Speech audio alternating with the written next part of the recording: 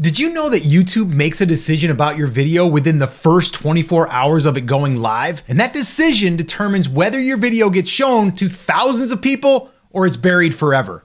Most creators have no idea that this window even exists. And the ones who do know about it, well, they're still making that exact same mistake that kills their videos before they ever had a chance. Stay with me. Here's how it actually works. The moment you hit publish, YouTube runs a test.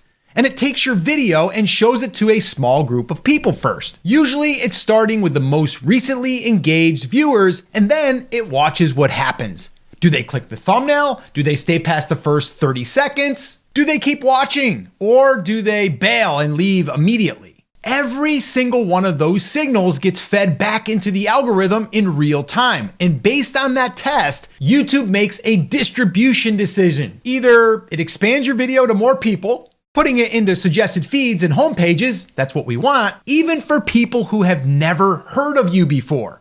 Or it pulls back and your video, it flatlines. And here's the important part.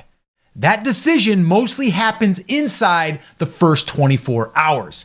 And after that, it becomes much harder to reverse momentum. Now, here's what most creators don't realize. YouTube is actually running two tests at the same time. The first test is with your existing audience, your subscribers. YouTube shows your video to a small slice of people who recently watched your content, and it measures the reaction. This is your browse CTR, click-through rate. If your audience clicks, YouTube gains confidence. Makes sense. But at that exact same time, there's a second test happening. And this one matters way more than most people realize.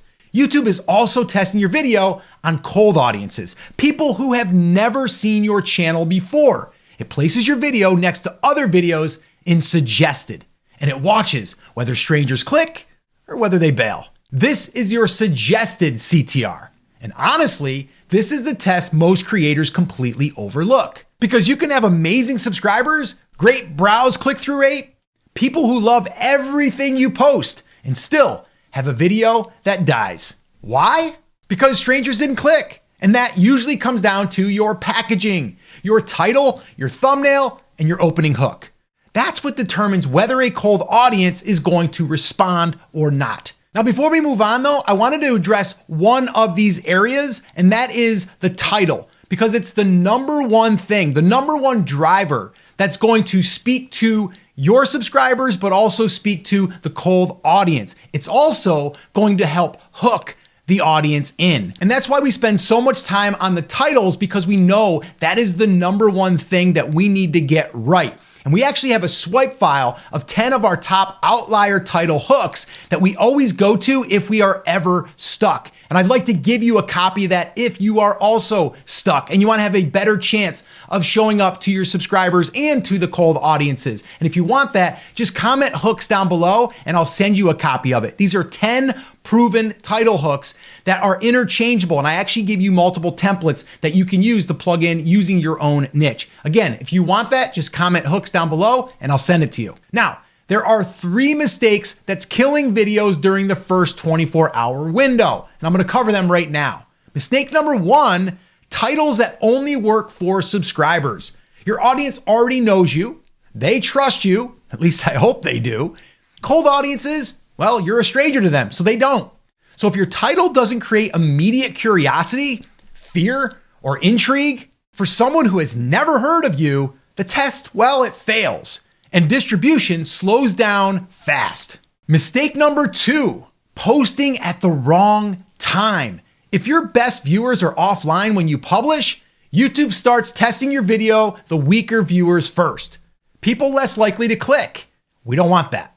These people are less likely to watch, less likely to engage. That poor early data can hurt momentum before your real audience even sees it. Mistake number 3, a weak first 30 seconds. This one is huge. It's massive.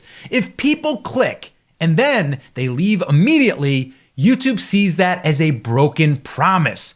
Your title, well, that got the click, but your intro, it didn't deliver. And when that happens, retention, well, it tanks. And the algorithm, it slows down the distribution almost immediately. So how do you actually win this 24-hour window? Once again, there's 3 things. Number 1, ask yourself this question before uploading. Would a complete stranger click this video at midnight while scrolling their phone? Not your subscribers, a stranger. Because if the answer is no, your suggested CTR, click-through rate, probably fails, and YouTube stops pushing the video altogether. All right, number 2, upload when your audience is active. And this is where you have to look at your analytics, your audience. Go into your YouTube studio, check your audience tab, and find the days and times your viewers are online the most, and then publish at the start of that window. That gives you your strongest viewers the first shot at your content. All right, number 3, spend some serious time on your opening hook. Honestly, your first 30 seconds matters almost as much as the entire rest of the video. Your intro needs to immediately deliver on the promise of your title. If your title says, "This soil is killing your tomato plants," well, then the first few seconds need to make the viewer feel that problem immediately before you explain anything. That emotional connection between the title and the hook is what keeps people watching long enough for YouTube to keep pushing the video. The creators who consistently break out on YouTube aren't always the ones making the best content. They're just not. They're the ones that understand how to win this 24-hour window, every single upload.